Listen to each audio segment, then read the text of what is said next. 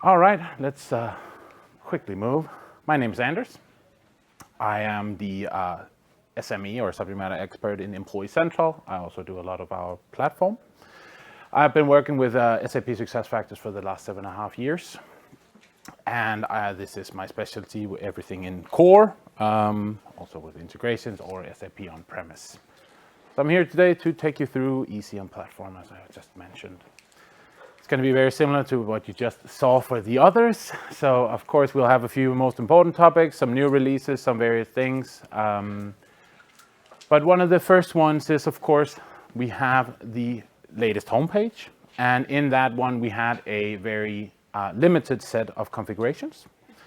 Now, what we saw, we had the custom cards. That was what we had of possibilities. What we're now seeing is that we are actually getting a possibility of creating quick actions as well. You can also modify the quick actions. You can change the order of your quick actions. So as the standard was, it was just as how they are. Now we have the possibility of changing this. So I know for quite a few clients, this has been a topic, right? Can we make a quick action? Unfortunately, one limitation is that we only get 5 this time around. So we would have liked to see more, but again, we can also limit them to certain groups, right? To certain roles. So we have a lot more options like we did with the custom cards. So it's the same type of option. So if you want to have go to manage pending hires or something else, then we have the possibility to do that.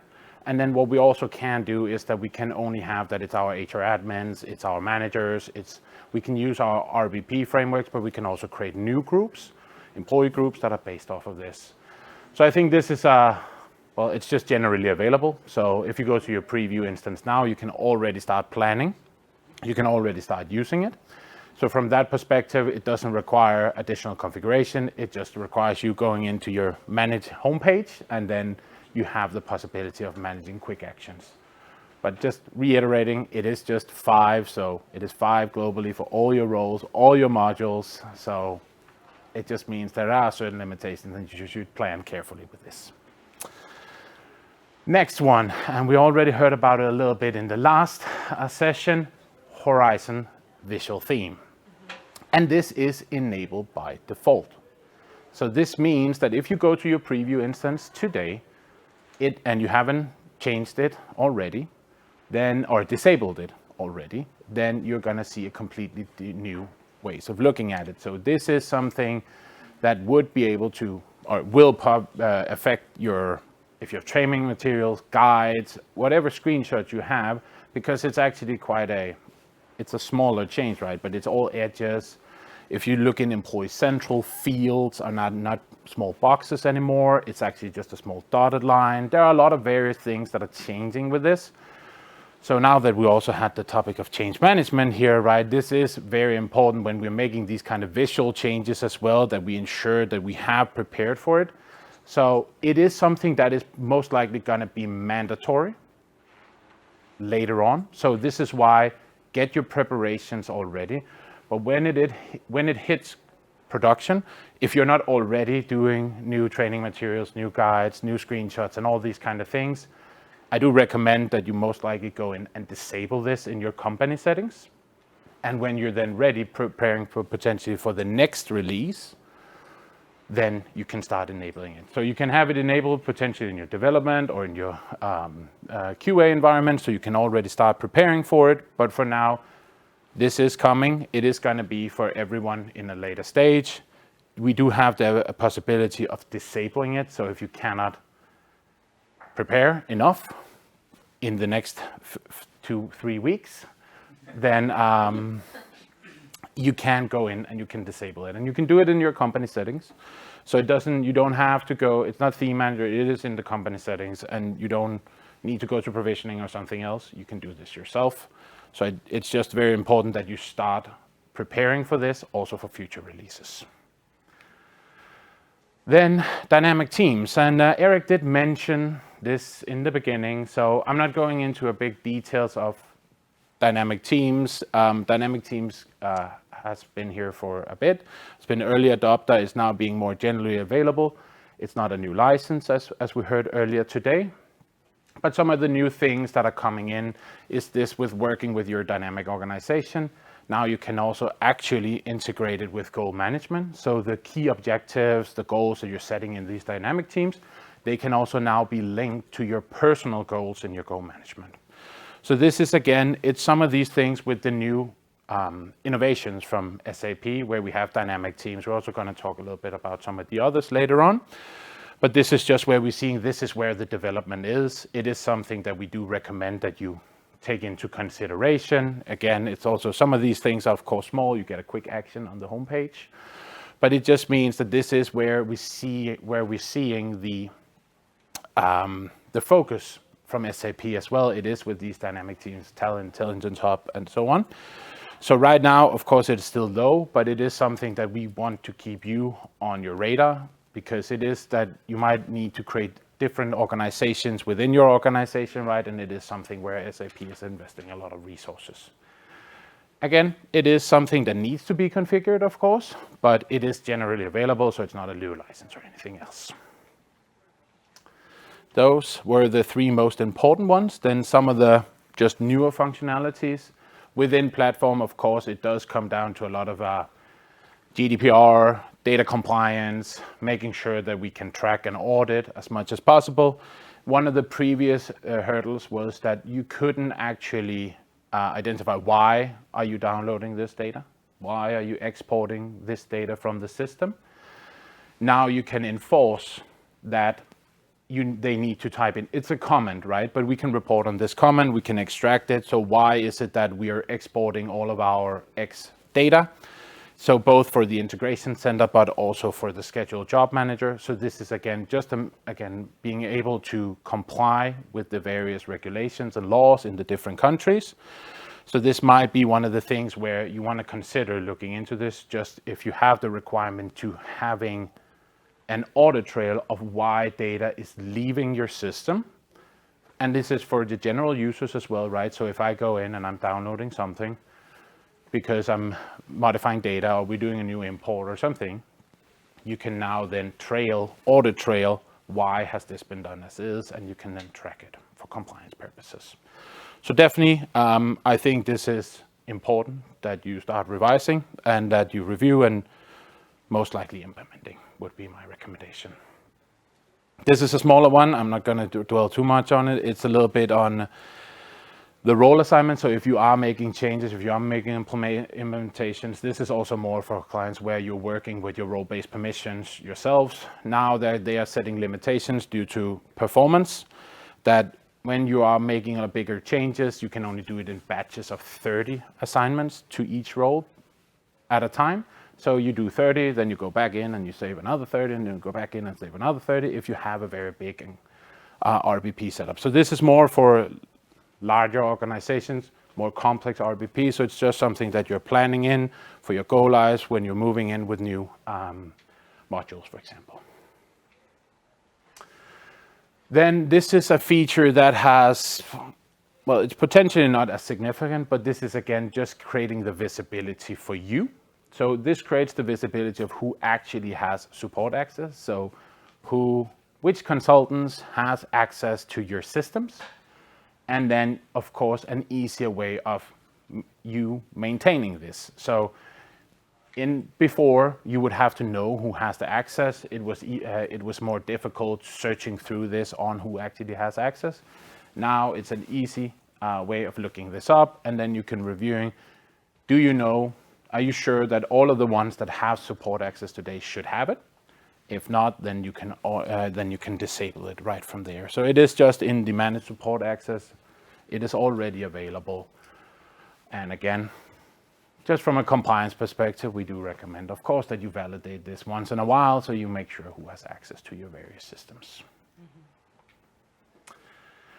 So we had it in the last one. I'm not going to dive deep into the Talent Intelligence Hub either, but it is, if you go to the community, and it's actually the top part here, the path to Talent Intelligence Hub, it is where SAP guides you with questions of what is it containing, what's a part of the roadmap, is it the direction for you now? It is still, of course, in early adoption. So this is also some of the things that we can see of the new features. So for example, this support to view growth portfolio of other employees, that is one of the new features. And that actually means before this release, a manager would not be able to see their employees' growth portfolio. They would only be able to see their own. So as I said, Talent Intelligence Hub is still in the earlier stages, but it is again here to bring it for you on the radar, because this is going to be the future on your talent profiles. So here, these are just some, I would say, quality of life expectations that you can do these things, some of the things that are coming in, but just as the overview of what Talent Intelligence Hub is. It has a lot of the fancy words that we heard in the beginning, right? Skills ontology, growth portfolio, attributes library. And these are the things where we're going above and beyond the performance form. And we can now work with attributes instead, both standard and customizable. It is for the later stages, but it is something for you to keep on the radar if you are having the talent suite already or talent modules, or if you're thinking of it, then this is definitely something to keep on your radar. This is more for maybe a little bit of the more technical, where you're reviewing, you may be building business rules yourself. This is just, again, if you have ever rule traced a business rule, well, a lot of things came out. None of it was always easy to digest. Now they've made a shorter version where you can see it in an easier way, what has triggered, what has not triggered, what was successful, and so on. It's a simplified format. It's readily available for you, but this is of course more also, it's a lower impact on the release side, but it's just those quality of life. We don't need a lot of rows with a lot of information that doesn't really matter when we're actually troubleshooting new things that we're building. So this is of course both for us consultants, it's a great thing, but also for you that are building and working with your system, configuring your system yourself. This is, again, also a great new addition. And I don't think we can get around data platform without data retention management. It is something that we're going to see changes for every single time. New laws, new compliance requirements, new necessary things. So in here, we now have a few changes. So we do have 4 new changes to the data retention management tool. So for the master data purge, you can now add variables. So you can base this off of hire date instead of only on the termination date. It can be because that is required for a certain country. So if you need, you can only, even for active employment or something you can only, it is based off of hire date, sorry, not just termination date, but it is 5 years. So if they are inactive, so it's based off of the 5 years from the hire date, but they are inactive in your system, well, this is now the way of doing it. Second one is the hire drafts. And this is just for those of you who have using, of course, manage pending hires, but of course, if you have and utilizing drafts, then those do not get automatically deleted. So if you make a draft and then you go back, you save it, you forget about it, and then you start the hire action directly in management hires instead of from your draft, you're going to hire the employee, and then the draft is still going to be there. So the data is going to still sit there in this. And previously, you had to go in and manually delete all of this data or these drafts, right? So this is just where you can now set up, making sure that there is the compliance, that we're not sitting with data in drafts for the various ones that are working with your managed pending hires. So again, I also think this is something that's really relevant to looking into. The additions for the future dated hire on the person data, it was previously, even if you had, let's say you had 3 years of the data retention, you can retain data for 3 years, but you then have someone who is rehired in a month's time, but they hit the data retention time 3 years before their rehire date. Then they would actually still get purged their data. What this does is that you can actually then, the system will look into that. If there is a future rehire date, then it will not purge it. So again, this is just to give you the more possibilities of working with the compliance of how you retain data. And again, also not losing it if you have future rehire dates. Final one is regarding dynamic teams. And again, as I said, dynamic teams is a new feature. It is the new kid on the block. It is something that SAP is using a lot of focus on. And this is where we will see that, of course, we also need to be able to purge the data in this new feature. For those of you who are working with instance refreshes, your strategies, SAP did come last release with a new feature where you can anonymize. It is something you need to have SAP enable in your instance. So you do need to reach out to SAP for them, or to your partner, to create a ticket for SAP to enable this. And when you get a new option in your instance refreshes, where you get an Excel template where you can select what data should be anonymized with which value. So a lot of it can be anonymized automatically when you're doing your instance refresh. So again, this is being more available. There are more possibilities with this. So the reason why I have these are of course enhanced to field names. It's not the biggest change, but it is just for making sure that this is also on your radar, that in your instance strategies, instead of using time on anonymizing data manually or doing something else, leaving it in there, you now actually have a very good feature that can do this for you. Then, keeping time in mind, deep dive topic.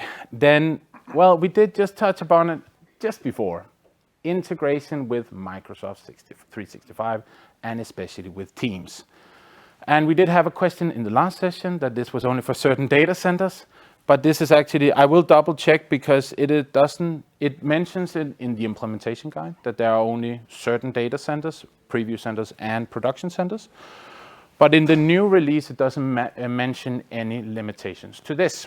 So because this is where SAP is announcing that this is becoming generally available. So it is where my expectation that this would be for all data centers, but I will double check if this is not possible. But what it does mean is that in your admin center, you will now have something called work tech configuration that you can access. And this work tech configuration is actually where you establish the integration to Microsoft Teams. Why are we talking about this is that if both, what we're also going to see in the roadmap and what we're going to see now is that SAP and Microsoft are definitely tightening a partnership, their relationship with these tools. So Microsoft Teams and SAP SuccessFactors are definitely going to see a lot more integrations and working together. First one is creating Teams chats or starting Teams chats from your SuccessFactors instance. So you can now do it from the people profile, you can do it from the quick cards, you can do it from various places, and it will automatically open the Microsoft Teams app on your computer. Of course, we are not only working on our computers, so this also works from a mobile perspective. Of course, like anything else where it's between different vendors, you need to talk to your IT because you of course need to ensure that all of this is working. It is working in the compliance with the rules you have. But this is again just where we're seeing this new relationship blossoming. It is just being integrated in here. Then we're also seeing learning is also, so as we saw continuous feedback, it's working, or will be working in here. It's the same with learning reminders. So if you have learning and you have a due date, then you can actually receive notification directly in your Teams so that you do have something assigned and it is due in the next 30 days. Please go and do your course, right? That is now also possible with the new release. So the reason why we have all of these is just that we're seeing a lot more details on this. And again, also if we're moving to the roadmap, I know I'm jumping a little bit here, is that the primary focus for SAP with Platform is on their integration with Microsoft Teams. We're seeing talks of clock in, clock out directly in there. We're seeing integrations where we're mapping the data. So you might see today it's AD that is assigning your role, your manager, your job title that you see in Teams. This can now come directly from SuccessFactors, is on the roadmap. Again, skills can also be assigned. And as I said, this is just where we're seeing a lot of focus in the platform on this relationship with Microsoft. So again, I can only recommend that you take a look at this and have again, a conversation internally, because this is something that, of course, it's not just an HR thing. This is definitely also from an IT perspective. There are compliance that needs to be upheld. Second part of the roadmap is dynamic teams. It is working with it, it is expanding it, and it making more available. So this is also very much within here. That is for platform. Any questions? And do we have Kim on? Yes. I on this end, I haven't seen any come through yet. I don't know if there's any in the room, possibly. Any questions for platform before we dive into Employee Central? No, not for you, Lars. Not for me. No. Yeah. Yes. What, Lars? The quick cards, you can still only show 16 on the homepage, right? You can create new. Yes. Oh, so the homepage. Yes. The quick cards on the homepage. So we did get the new feature of the quick actions, but the quick cards is still limited to the 16 that you have available. So now you have 5 quick actions and 16 quick cards that you can work with in your organization. It is the limitation so far. Hopefully we get more very soon. All right, moving on.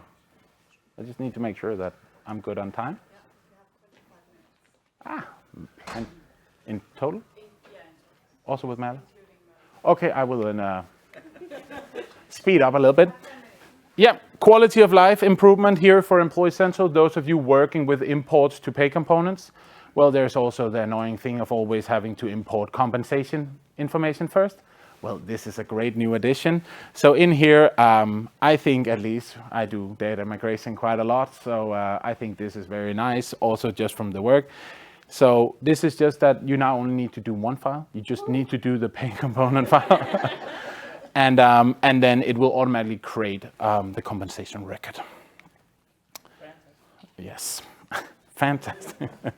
Second part is that some of the limitations that we have seen previously is that you haven't been so global information, the country specific for personal information, you haven't been able to restrict deletions there in a good way. The little trash can is there. I accidentally hit that button and then I saved while I was also changing my name, and we have accidentally deleted data. Now we have a feature in your company settings. Again, it's not provisioning, it is in your company settings. And you can enable this, that it cannot be deleted this way. So this, of course, it means that there are various points. So you cannot hit the delete button, but you cannot change the country either. So just switching the country for the sake of it. This is not possible either because it's all deriving a business key. And this is why I think this is something that is valuable and something everyone should be looking into. So you're ensuring, if you're at least using the global information portlet for the country specifics, then I would recommend when you have employee self-service that you enable this feature so you don't accidentally have your employees delete data that they were not supposed to. Well, this is a smaller one, but in various countries, decimals for pay component groups are different, but that was not achievable before. Pay component groups were a global setting. Now, of course, we can create these and we can control the pay component groups decimals. So I've just shown you here that I've changed it to 5.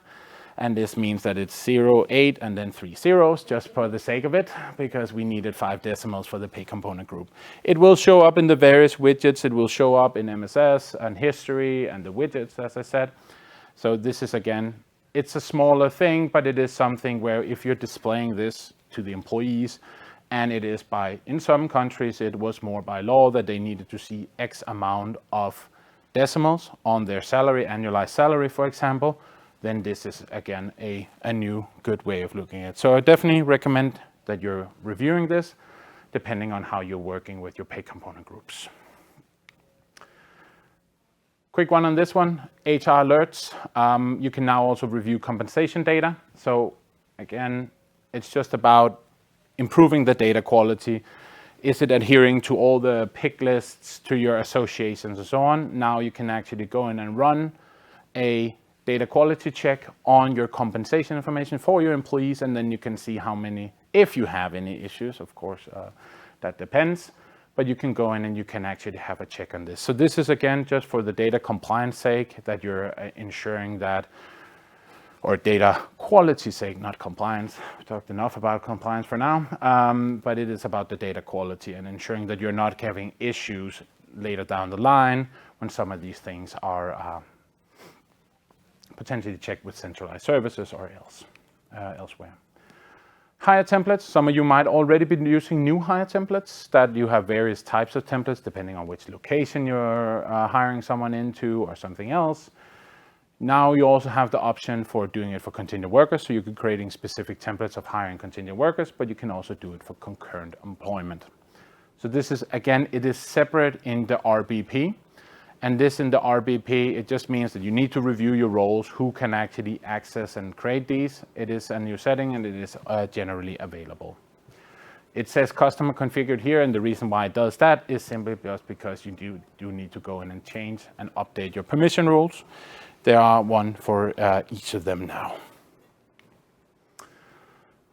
Then here, this is a smaller change, but it is definitely a change. Previously, there was a job running and provisioning, where the moving of contingent workers, so if a contingent workers ended the direct reports, they were moved with a specific rule or a specific job. This is now moved to its separate job because it was a batch job previously. The reason why I'm mentioning it is just have it looked at if you need to have it run more. It's just there. It's enabled by default. It's running every day. But it's just if you have specific requirements for the job running more often or something else, it's just there just to make sure that you have a review of it and then either reaching out to us for having a check. Well, this has been there before. National IDs, you could have a temporary ID. This is a different configuration, but in certain countries, you don't need to have a national ID. You actually only have a temporary ID until you get your actual national ID. So now what we couldn't do before was making the national ID non-mandatory. So you would still have to put in a national ID and a temporary ID. So that wasn't the smoothest thing. Now we can make it optional. But it does have its caveats. It still means that the temporary ID doesn't have the regular expression checks as you saw before, and you didn't have, then you make the national ID non-mandatory, of course. So it does mean that you need to have good governance checks on the data here that, okay, the temporary IDs, that we make sure that we're changing it to the actual national IDs, and also for ones that are not using temporary IDs, that they actually complete the national ID. So it is something for you that have this requirement, and it is readily available. And of course, it needs a change in your data model where you have to update this. I think small change, making it more consistent. Okay. Quickly, making it more consistent. Org chart is now available on the people profile for contingent workers. It was not there before. You do need to update your people profile. Rule scenarios, one thing that's really important here, if you're using work order expiration date in intelligent services, you do need to go into the check tool and redo the rule with the check tool or building it from scratch, because it will not work anymore if you're using the previous one. So every single one of you, if you are using intelligent services with the work order expiration, it will not work anymore until you go to the check tool, run it through there, or you're building the rule anew. It's because it's coming into a new rule scenario, and it's really important because else you will not receive notifications anymore on work orders. A lot of new localizations, not going into detail, but again, these do not come automatically. So make sure if you do need them that you are reviewing these and you are getting them added into your system. SAP does not add this. And final slide I have is centralized services. A lot of new features, another new impact. A lot of it being made mandatory. So go through your processes, make sure that you're reviewing all of these steps, especially in the compensation portal. Also with, as I understand, with the compensation module, there are a few difficulties right now where it is sending data back to EC. There are some errors there. So please go and check everything related centralized services on this. Roadmap, just briefly, I did think it was my last slide before. I apologize. Two things. One thing we saw last time as well, compensation structure going to be going to get a complete overhaul. It has been moved to it should have come this release, coming next release instead. Very interesting to see, and very something that I would hope all of us are keeping on our radar. Second one is the auto delegation of workflow. So now we can actually start working with the various workflows on how auto delegation can be set up. This is actually to catering for team assistance. So this is what SAP is now putting on the roadmap, and I think, at least from the clients I've been having, this is especially for time, approving timesheets or approving something, then this can be delegated in a better way. So this is definitely on my radar because it's a requirement that I've been hearing quite a lot, where you have these team assistants. And that was it. Any quick questions before we have to move on? I don't have any on my end. Perfect. You're just that thorough. That's fine.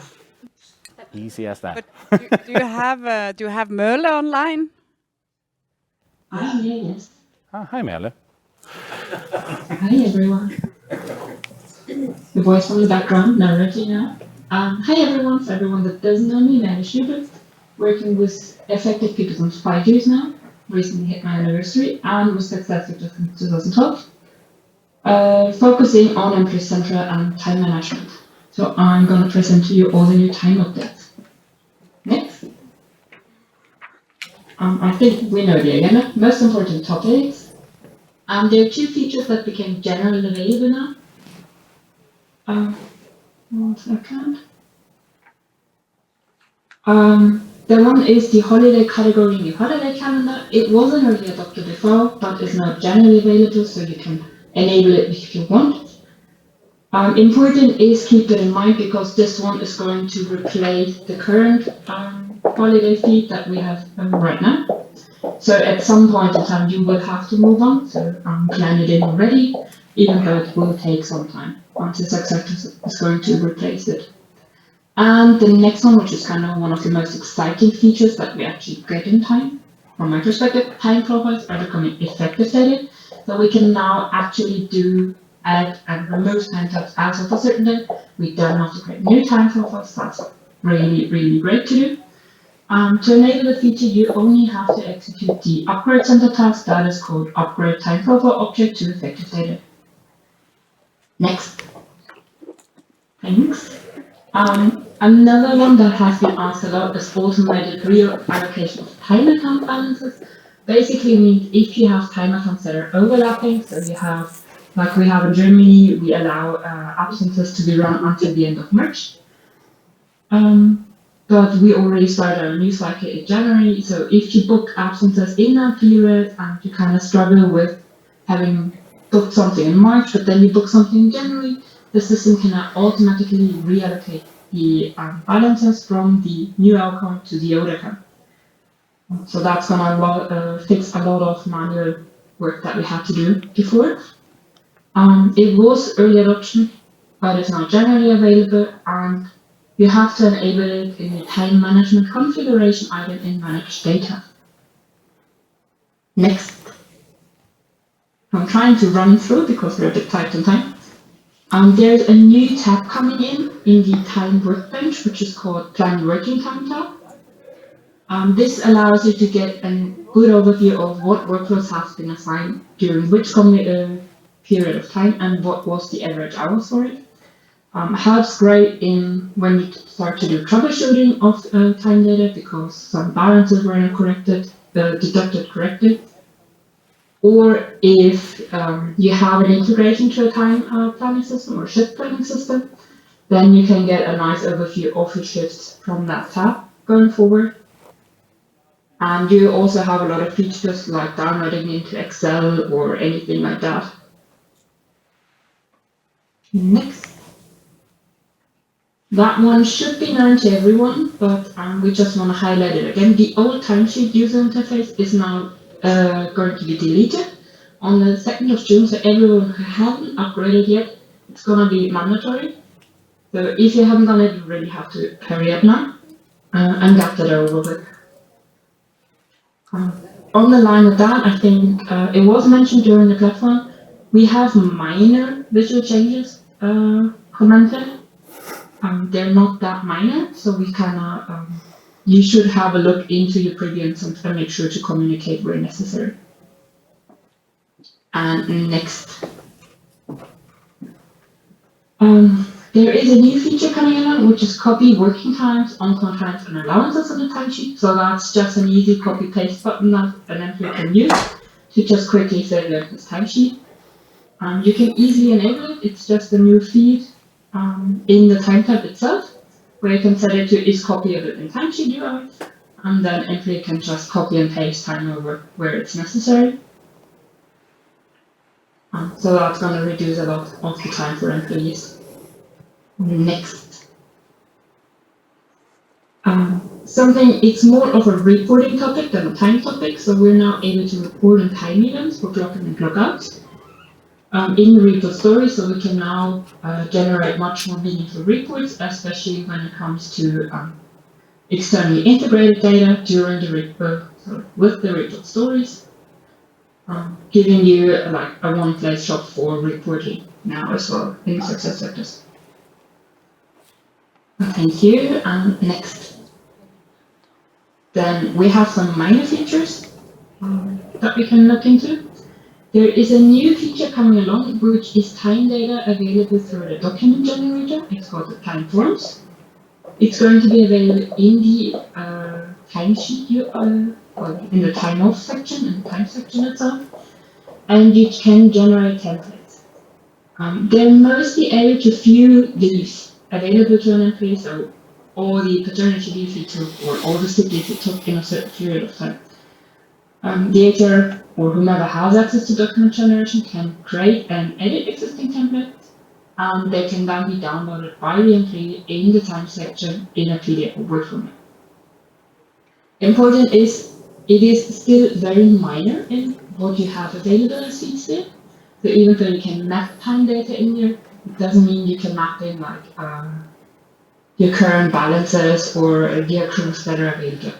So it's still rather limited on that. Then next.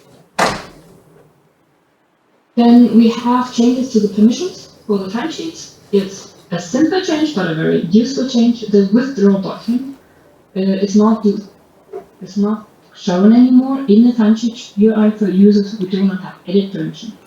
It's rather simple, but until now we have the withdraw button available, even though we were not able to edit that section. And it then popped up as an error, so now you don't see that anymore at all. So nice new feature. Next. You can now also set default values in the timesheet. So there is the default value in the configure object definition, which is then prompting automatic values inside your timesheet for any feeds you have. It's small, but can be very useful. Then the next one.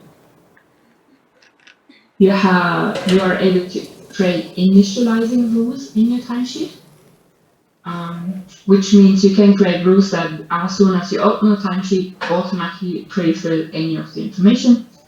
In the example on the screenshot, you can see it's automatically pre-filling a certain cost center. For that, you have to configure the whole business rule and then assign it to the object. But it allows you to create, again, default values, but with more if statements, or with more variations to what person gets what default value for adding to the timesheet. Then next.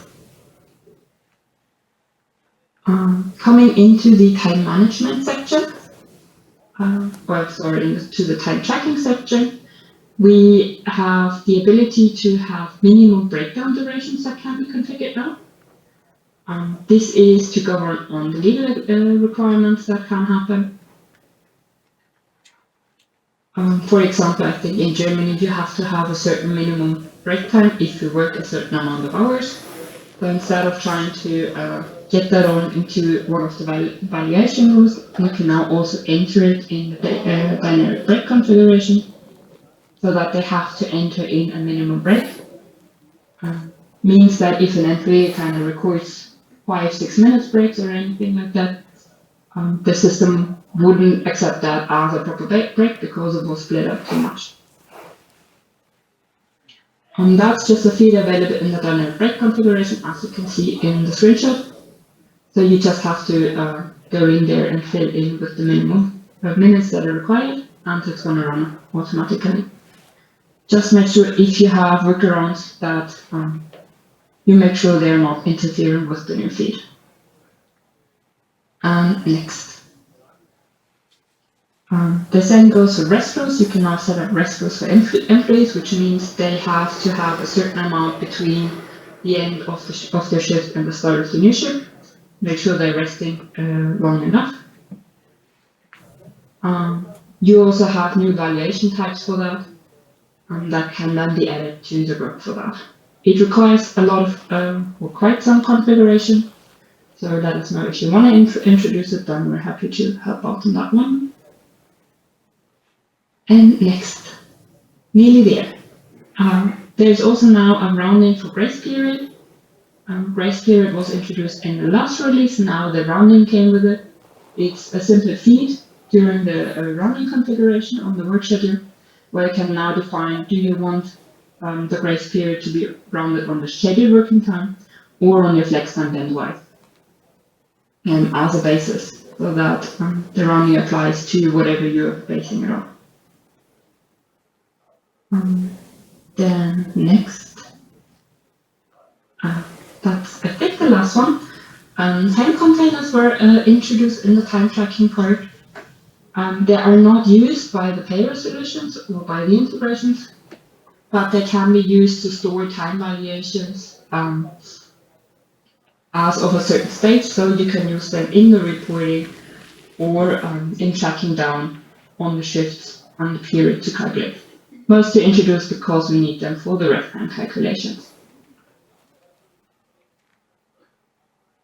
Good. Yeah, they're automatically available, but you have to configure them in the evaluation rules, so they're not that easy to set up automatically. Sorry, next now. Sorry about that. Thanks. That's okay.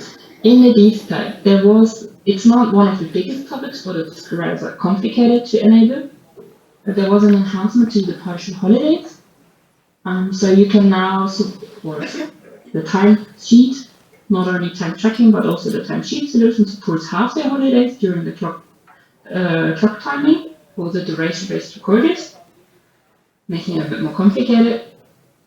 Mostly means that you can now define if the half-day is in the mornings or in the evenings, or and what fraction of the day they are going to be added in. Then next, exactly. So example is if you have a half day and your shift is from 8 AM to 5 PM, you can now decide should it be in the mornings or should it be in the afternoon where the holiday applies. You need some robust permissions if you want to set it up. So you need access to the work schedule day model variant identifier and to the day model variant assignments. Next. Yeah, we're gonna skip that. We're gonna look, you're gonna have the presentation available. We're gonna look into the screenshot, makes it much more easier. In the work schedule day model, you can define in the day model usage that you want to use a variant for the partial holidays to define what exactly you want to use. And next. If you choose a variant for partial holidays, you have the variant assignment at the bottom, where you can then define the day model variant identifier. And next, that is also then assigned to the holiday planned working time determination. So you reduce planned working times, and then you have the day model variant identifier assigned here as well. So the holiday category is half, full, or maybe also a quarter. Then next, we're on the roadmap. Roadmap for time management in general looks not that much available right now, but I'm sure there's going to be more added going forward. For the absence management, so for time off, we're getting an update to the absence counting rules. That helps to ensure absence processing according to various country legal requirements. That's tongue breaker for me. So we detect if the employees are absent on non-working days or if they record illnesses, and then based on that we can deduct quotas on the non-working days or Saturdays, for example, even though they are counted as non-working days. But we would still, for example, deduct half a day, depending on the legal regulations. Next, for the time tracking, we have two items coming up. In the H2, it's the geofencing capabilities that are set up. They have been out there for a while, so we hope that they're going to come in this time. So you get GPS capture capabilities on the mobile or in the online SuccessFactors solutions. And we also allow role-based timesheet alerts, which means you can generate timesheet alerts that only go to a manager or a time administrator and not to the employee, depending on what the alert is about.